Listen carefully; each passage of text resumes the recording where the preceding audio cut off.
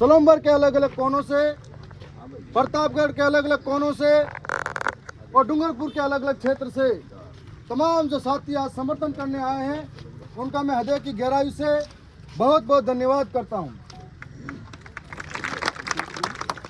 साथियों, आज एक आदिवासी विधेयक इस सरकार में सुरक्षित नहीं है, तब हम ये कह सकते हैं कि यहाँ की जनता, यहाँ का आदिवासी कैसे सुरक्षित महसूस कर पाएगा। आप सबको मैं बताना चाह रहा हूँ कि पिछले दिनों एक ऑडियो वायरल हुआ था और ये कहा जाता है कि इन बाप के जो नेता हैं इनको मारो, इनके घर जला दो। उसके बाद निरंतर आदिवासियों के साथ अत्याचार बढ़ता जा रहा है। उसके बाद से अलग अलग तरीके की साजिशें रची जा रही है। उसके बाद से आदिवासी को अपमानित किया जा रहा है। मैं क्षेत्र का विधायक होने के नाते मेरी विधानसभा के अंदर जो कार्यक्रम होता है, बकायदा कार्ड रिपोर्ट के पीछे चिपका रखा है। ये प्रशासन को बता रखा है, ये अंधी गूंगी बहरी सरकार को बता रखा है। उसके बाद कहते हैं कि बिन बुलाए आए हो, इतना फिर से अपमान करते हैं। उसके बाद में उस कार्यक्रम में जाने के बाद में 2 दिन पहले पुलिस प्रशासन को प्रोटेक्शन मांगने के लिए कहता हो कि मेरे साथ गलत हो सकता है। यहाँ के लोगों द्वारा पूर्व में भी, वहाँ के भाजपा के गुंडों द्वारा पूर्व में भी 9 अगस्त के कार्यक्रम में हमारे ऊपर लाठियां बरसाई थी, पत्थर मारे थे, तब भी हमने चेतावनी दी थी। उसके बाद में हम चुनाव के प्रचार में गए थे, तब भी इन लोगों ने हमारे साथ में हाथापाई की थी। हमको अंदेशा था, इसलिए प्रशासन से अवगत कराया था, लेकिन मेरी आंखों के सामने मैं चिल्लाता रहा, या मेरे जिलाध्यक्ष है, मैं चिल्लाता रहा, या मेरे कार्यकर्ता है, इनको मार रहे हैं, आप उनको बचा लीजिए, लेकिन कोई बचाने नहीं आता है। उनकी आंखों के सामने दौड़ दौड़ के गाली गलौज की जा रही है। वो वीडियो में भी दिख रहा है, प्रत्यक्ष यहाँ का डीवाईएसपी गवाह है। फिर कह रहे सबूत चाहिए, कौन सा सबूत चाहिए इनको? और तो सामने देख रहे हैं, उसके बाद सबूत मांग रहे हैं। और उसके बाद में प्रशासन कहता है कि आपको यहाँ से जाना पड़ेगा और यहाँ पे कोई कार्यक्रम नहीं होता है। मेरी पीठ पीछे कार्यक्रम धोखे से करते हैं। इसका मतलब यह सब उस सरकार के इशारों पे काम करने वाले लोग हैं। इसका मतलब सबके सब गुनहगार हैं। मैं इस मांग के साथ में 2 दिन धरने पर बैठा हूँ, और 2 दिन धरने पर बैठने के बाद में यहाँ कलेक्टर इसलिए आया हो कि जब तक मांगे पूरी नहीं होती है, इसी सड़क पे 5 साल हो जाए तो भी सोऊंगा।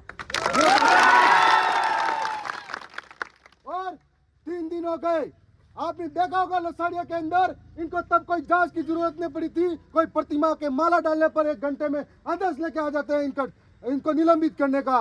कभी कोई छोटी मोटी बात करता है तो अहमदाबाद में जाके उठा के ले आते, तब कहते हैं कानून के हाथ लंबे हैं, इनकी नजरें लंबी है।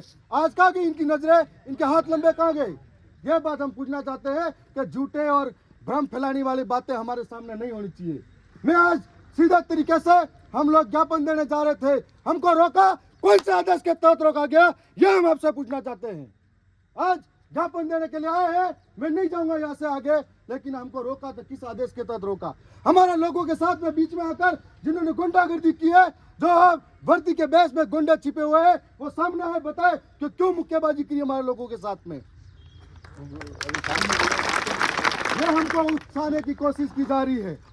आज सरकार के सामने हम लड़ रहे हैं, हमारे लोगों के सामने सरकार को सोचना चाहिए कि इस तरीके से हमारे क्षेत्र के अंदर शिक्षा की व्यवस्था चरमराई हुई है। सोचना चाहिए कि किस व्यवस्था के अंदर हमारे चिकित्साओं की व्यवस्था कैसी चरमरा रही है। जब प्रतापगढ़ के वीडियो देखते हो आप लोग, बांसवाड़ा के वीडियो देखते हो आप लोग, यहाँ पर आदिवासियों के साथ में क्या दयनीय स्थिति है, जो अपनी पेट की भूख मिटाने के लिए अपनी औलाद को बेच देते हैं। ये सरकार को सोचना चाहिए, यहाँ की स्थिति ऐसी बनी हुई है। यहाँ पर सोचना चाहिए कि यदि इस बारिश के टाइम पे अगर पानी आ जाता है तो कोई सड़क पार करने के लिए 8-8 दिन तक इंतजार करना पड़ता है। तब सरकार को सोचना चाहिए, लेकिन आदिवासियों को सदन में बैठकर गाली देते, इनकी मानसिकता दर्शाती है कि आदिवासियों से नफरत करने वाले लोग हैं। और आज इनको हजम नहीं हो रहा है कि एक आदिवासी विधायक जीत कर जाता है, जब संविधान की बात करता है, हक अधिकार की बात करता है, 5वीं अनुसूची की बात करता है, शिक्षा की बात करता है, तब उनको हजम नहीं होती है। और ये बात आज इनको इसलिए भी हजम नहीं हो रही है कि यहाँ का एक एक नौजवान जागरूक हो गया है। यहाँ का एक एक नौजवान एक एक वोट की कीमत पूछता है। यहाँ का एक एक नौजवान सरकार से हिसाब मांगता है। यहाँ का एक एक नौजवान सरकार से लड़ने के लिए तैयार बैठा है। तब इनको हजम नहीं हो रहा है। तब रोज षड्यंत्र हो रहे हैं और रोज इस तरह से अपमानित करने वाले काम हो रहे हैं। पिछले दिनों मेरे साथी के साथ में बांसवाड़ा बागीदोरा के अंदर भी पत्थरों से हमला हुआ था। मैं यह पूछना चाहता हूं कि अगर मेरे विधानसभा में मैं सुरक्षित नहीं हूं तो इन गुंडों से मेरी जनता कैसे सुरक्षित हो सकती है। आज मैं यही मांग कर रहा हूं कि आपने झूठा दिखावा कर लिया कि 2 जनों को पकड़ के लाए, उनके मेहमान ही जैसे खाना बाहर से लाके दे रहे हो, उनके मेहमान बना के लाए हो, जैसे थाने के अंदर मोबाइल चलवा रहे हो, तो कौन सी सजा दे रहे हो? हमको बेवकूफ बनाते हो।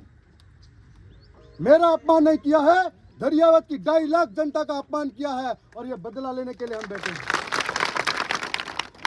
जितने भी लोग इसमें शामिल हैं वो सस्पेंड नहीं होते हैं। जितने भी लोग अपराधी हैं वीडियो में सरेआम दिख रहे हैं और नेताओं के गाड़ी में रोज घूम रहे हैं, अगर वो पकड़ में नहीं आते हैं तब तक मेरी तरफ से ये ऐलान है यहाँ पर कि मैं इसी सड़क पे सोऊंगा, चाहे बारिश हो चाहे कोई भी मौसम हो, मरूंगा जीऊंगा। ये शासन प्रशासन की जिम्मेदारी है, राजस्थान सरकार की जिम्मेदारी है।